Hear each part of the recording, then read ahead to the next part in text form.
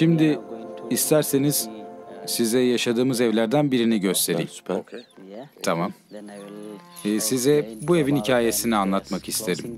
İsterseniz evin içine girelim ve hikayesini anlatayım. Burası evin ana giriş kapısı. Buyurun. Lütfen. Tamam. Bu evde sadece bir kadın yaşıyor. İşte biz böyle evlerde yaşıyoruz. Bu tarz bir evin yapımının tamamlanması normalde 3 ay sürer. Ama bazen kadınlar birbirlerine yardım ettiklerinde bundan daha az zaman alır. Eğer diğerlerinin de herhangi bir işi yoksa kulübeyi inşa etmeye yardım edebilirler. Kadınların birbirlerine desteğiyle 1,5 ayda da bitirilebilir. Ama herkes aynı anda kulübe inşa ediyorsa bu 3 ay alır.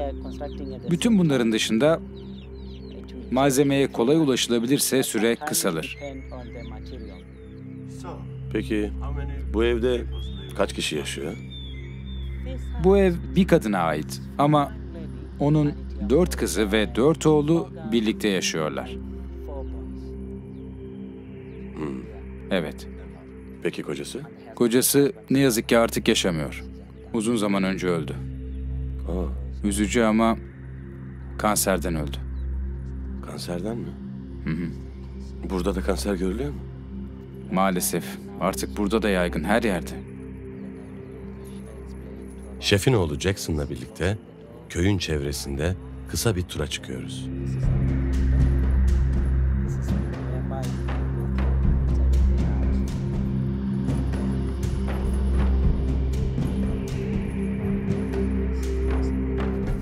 Masailler çok zor şartlar altında tarım ve hayvancılık yaparak hayatta kalmaya çalışıyorlar.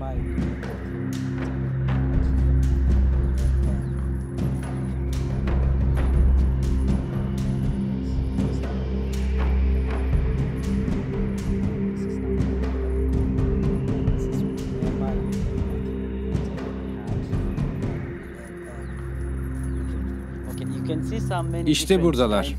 Burada Evet. bir sürü damga izi ve kulak kesiği görüyorsun. Bu işaretler ineklerin tek bir aileye değil, çeşitli ailelere ait olduğunu gösteriyor. Burada 4 aile yaşıyor. Bunlar da 4 ailenin inekleri ha? Evet, o 4 ailenin inekleri ve bir de bu bölgedeki yeşil çayırlar için uzaktan gelen ailelerin. Bölgelerindeki kuraklık yüzünden buraya getirdiler. Bu inekler aslında 6 aileye ait. Ha, 6 aile. Evet. Anladım. Çok zayıf değiller mi? Kuraklık yüzünden. Yağmur yok. Eğer şansımız varsa Şubat ayında oldukça şişmanlamış olurlar. Umarım öyle olur. Harika, teşekkürler.